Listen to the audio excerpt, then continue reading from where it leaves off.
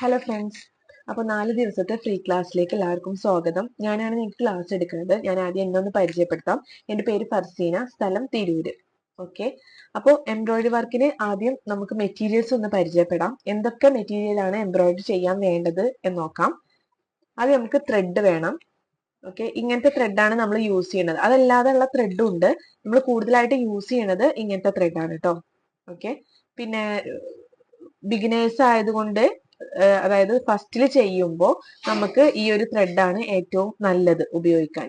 പിന്നെ ഈ ഒരു ത്രെഡിന്റെ പ്രത്യേകത എന്ന് പറഞ്ഞാൽ ഈ ഒരു ത്രെഡിൽ 6 ഇഴകളായിട്ടാണ് ഈ ഒരു ഒറ്റ ത്രെഡ് ഉള്ളത്. ഈ ഒരു ത്രെഡിൽ 6 ത്രെഡ് വരുന്നുണ്ട്. ഓക്കെ, കണ്ടോ ഇതുപോലെ. അപ്പൊ നമുക്ക് ഇത് ഇങ്ങനെ തന്നെ വെച്ചിട്ട് ഈ ഒരു 6 ഇഴം കൂടി കൂട്ടിയിട്ട് നമുക്ക് ഇതുപോലെ വർക്ക് ചെയ്യാം. അതല്ലാന്നുണ്ടെങ്കിൽ ഇതിൽ നിന്ന് 3 ഇഴ ആക്കിയിട്ട്, അതായത് നമ്മളെ വർക്ക് അത്ര കട്ടില്ലാതെ ഇങ്ങനെ തിന്നായിട്ടാണ് വർക്ക് വേണ്ടതെന്നുണ്ടെങ്കിൽ നമുക്ക് ഇതിൽ നിന്ന് 3 ഇഴ എടുത്തിട്ട് വർക്ക് ചെയ്യാൻ ഉപയോഗിക്കാം. അതല്ല തിക്കായിട്ടാ വേണ്ടതെന്നുണ്ടെങ്കിൽ നമുക്ക് ഈ ഒരു ഒറ്റ ത്രെഡ് വെച്ചിട്ട് തന്നെ നമുക്ക് വർക്ക് ചെയ്യാൻ എടുക്കാം.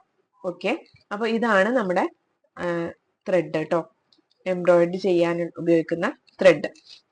പിന്നെ നമുക്ക് വേണ്ടത് റിംഗ് ആണ്. ഓക്കെ, ഇത് 8 ഇഞ്ചിന്റെ റിംഗ് ആണ് കേട്ടോ. ഇത് 8 ഇഞ്ചിന്റെ റിംഗ് ആണ്. നമ്മൾ ഈ ഒരു റിങ്ങിന്റെ 2 എണ്ണമായിട്ടാണ് വരിക. ഉള്ളിലൊന്ന്, പിന്നെ പുറത്തേക്കൊന്ന്, അതിനേക്കാളും ഉള്ളിലത്തേനേക്കാളും ഒന്നും കൂടി വലുതായിട്ടാണ് പുറത്തേക്ക് ഇങ്ങനെ സ്ക്രൂ ഒക്കെ ആയിട്ട് ഇത് ടൈറ്റ് ചെയ്ത് കൊടുക്കാനാണ്. ഓക്കെ, ഈ ഒരു ഉള്ളിലത്തതാണ് നമ്മൾ അളക്കുക. ഈ ഒരു ഉള്ളിലത്തത് ഇവിടെ തൊട്ടിട്ട് ഇതുവരെ അളക്കുമ്പോൾ ഇവിടെ 8 ഇഞ്ചാണ് കിട്ടുക. ഓക്കെ, അപ്പൊ ഇത് 8 ഇഞ്ചിന്റെ റിംഗ് ആണ് എടുത്തിട്ടുള്ളത്. നിങ്ങൾക്ക് 6 ഇഞ്ച് 7 ഇഞ്ച് അങ്ങനെ പല അളവിലും നമുക്ക് കിട്ടും. അപ്പോൾ നിങ്ങൾക്ക് 6 or 7 ഇഞ്ച് വാങ്ങാത്തവര് 6 or 7 ഇഞ്ച് വാങ്ങാം. അതല്ല 8 ഇഞ്ചൊക്കെ കയ്യിലുള്ളവരാണെന്നുണ്ടെങ്കിൽ അതായാലും മതി, കുഴപ്പമില്ല കേട്ടോ. ഓക്കെ, പിന്നെ നമുക്ക് വേണ്ടത് നീഡിലാണ്. ഇതാണ് എംബ്രോയിഡറി നീഡില്. ഇതിന്റെ ഹോള് കുറച്ച് വലുതായിരിക്കും. കണ്ടോ, ഇതിന്റെ ഹോള് കുറച്ച് വലിയ ഹോളായിരിക്കും.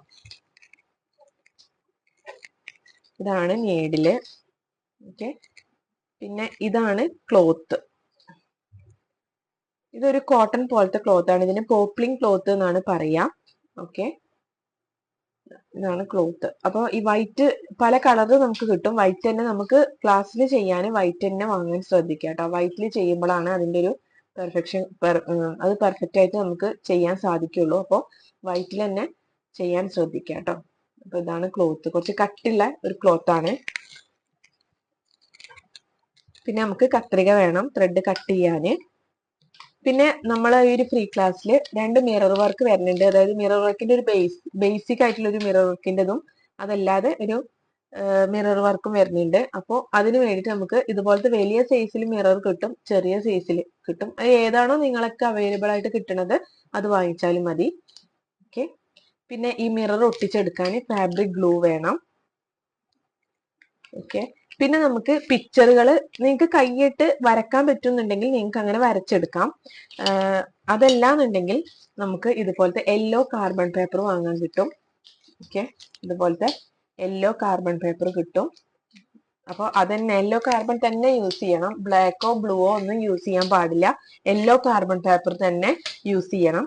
അപ്പോൾ യെല്ലോ കാർബൺ പേപ്പർ വെച്ചിട്ട് നിങ്ങൾക്ക് പിക്ചർ പ്രിന്റ് എടുത്തിട്ട് ട്രേസ് ചെയ്തെടുക്കാൻ പറ്റും. ഓക്കെ,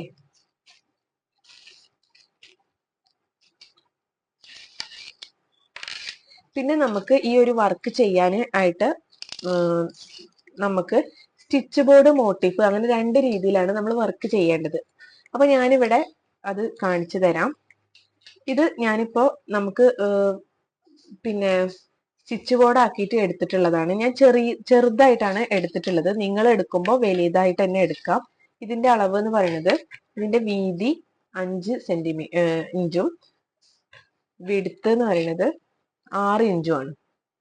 ഓക്കെ, 6 ഇഞ്ചുമാണ് എടുത്തിട്ടുള്ളത്. അപ്പൊ നിങ്ങൾ എടുക്കുമ്പോൾ വീതി ഒരു 7 ഇഞ്ചും ലെങ്ത് ഒരു 9 ഇഞ്ചൊക്കെ എടുക്കാം. 9-10 ഇഞ്ചൊക്കെ നിങ്ങൾക്ക് എടുക്കാം. അപ്പോൾ സ്റ്റിച്ച് ബോർഡും വേണം, അതുപോലെ നമുക്ക് മോട്ടിഫും വേണം. മോട്ടിഫ് എന്ന് പറയുന്നത് നമ്മൾ ആദ്യം ഒരു ലൈന് വരച്ചിട്ട് ആ ഒരു ലൈനിലാണ് നമ്മൾ ചെയ്ത് നോക്കുക സ്റ്റിച്ചസ്.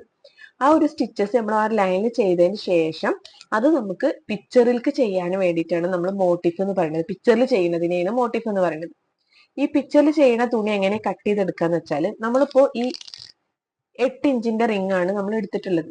അപ്പൊ നിങ്ങളൊരു 9 അതായത് 9.5 ഇഞ്ച്, 9-9.5 ഇഞ്ചോ പിന്നെ ലെങ്ത്തും വിഡ്ത്തും നാലും സൈഡിലും ആ ഒരു സൈസിൽ. അപ്പൊ 8 ഇഞ്ച് ആവുമ്പോ